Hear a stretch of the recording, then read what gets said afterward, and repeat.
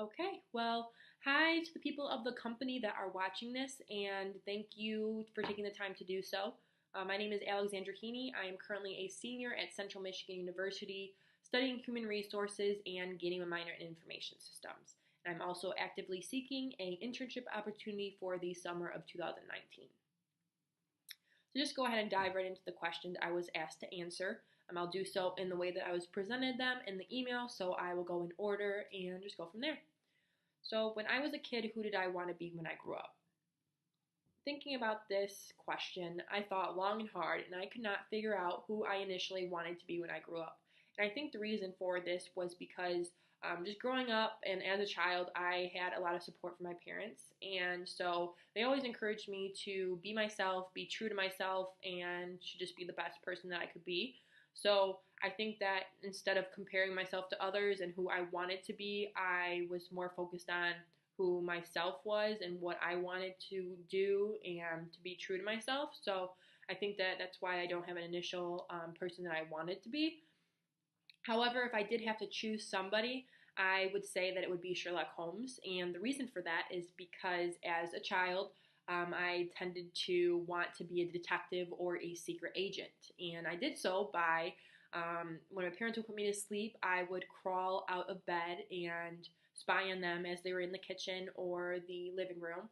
And when they would be sitting in the backyard patio and we would be playing on our jungle gym or in the pool or playing sports, I would actually sneak and hop the fences and crawl through the bushes to try to eavesdrop on their conversations. And so a little bit weird, and I don't spy or eavesdrop anymore, but I think I did so because I do like to get to the bottom of things. And as a detective or a secret agent, that's what you are, required to do. So I think that I just like to try to find the truth out of situations, and being a little detective obviously does do that. So I think that's why I wanted to be a representative of Sherlock Holmes when I was little.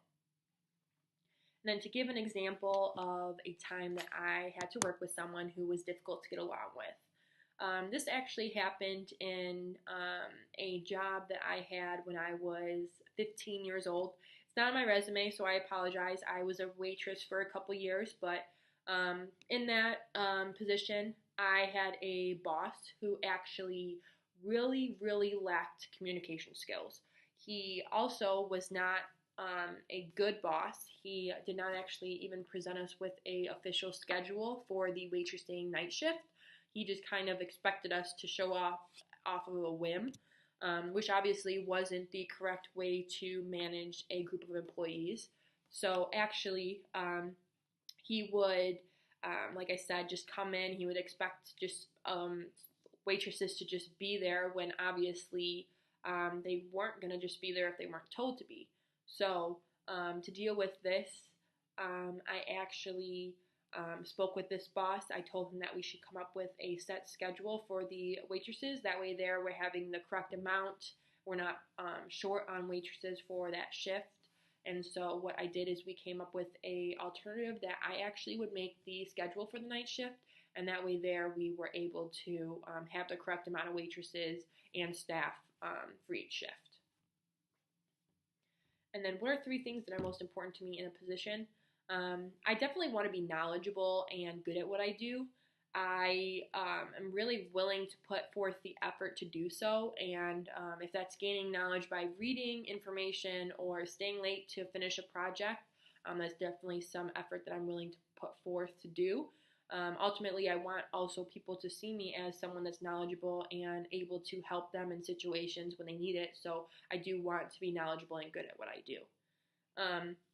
Also, kind of going off of that as well, I definitely want to make sure that my skills and my abilities are being used in the company. I don't want to be a standby employee. I definitely want to contribute and make a difference and have an impact on the company's successes. And then lastly, something that's very important to me is actually my communication, or just communication in general for the company. I've definitely seen times where communication is done effectively, and then when times communication is done ineffectively. And it's a very key role to the overall success of the company. So communication is very key to me. I want to do it in the most effective way I can between just not only my department, but also every department that I'm communicating with. And then overall, that communication is going to lead to better success of the company. And then to give an example of an occasion when I had to use logic to solve a problem. Thinking about this, I'd like to start by saying that I do believe that logic is used every day. It's used to solve several problems throughout the course of the day, too. This recently happened to me in my current position as a program coordinator of intramurals, which is basically it's a recreational sports program. And so what I had to do is I had to lead a captain's meeting for the volleyball intramural teams. So there was about 60 captains that were coming to this meeting that I needed to present the captain's meeting information to them. When I was preparing, the day of, about an hour before, I realized that I did not have the login information to open it up on the computer that I would be using in the presentation room. And so I ran into the problem of not having the information that I needed to effectively run this meeting. So with that being said, my boss, who is the director of programming for University Recreation, and as well as the graduate assistant of intramurals, they were both on they were in a conference at a different state. And so I was not able to reach them at that time that I needed that information, so I had to come up with alternative measures to find the correct information I needed. And so doing this, I just thought long and hard about where I could find this information. I looked at the actual bookshelves at the back of the office with all of the binders that were labeled different departments or the sub-departments inside of University Recreation. And so I found an intramural binder that actually held the login information that I needed. And so then I was able to correctly log into the computer that I was using and present that captain's meeting effectively. So in order, I used logic just by coming up with alternative measures to research where I could, or figure out, not research, but just figure out where in the department I would be able to find that information. And then, lastly, why do customers buy a product? I believe, and I really thought about this question, and I tried not to overthink it because I feel like there is some obvious answers to this question. So I hope that what my answer is what you're looking for, but I definitely think that customers buy a product to fill a desire that they feel they need. It might be a want, it could be a need, but ultimately these customers feel that the product will benefit them in some positive way and will ultimately contribute to the customer's happiness.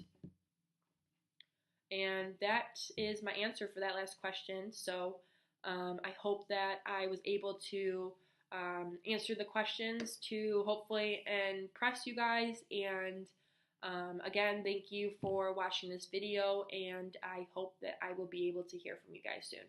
Thank you.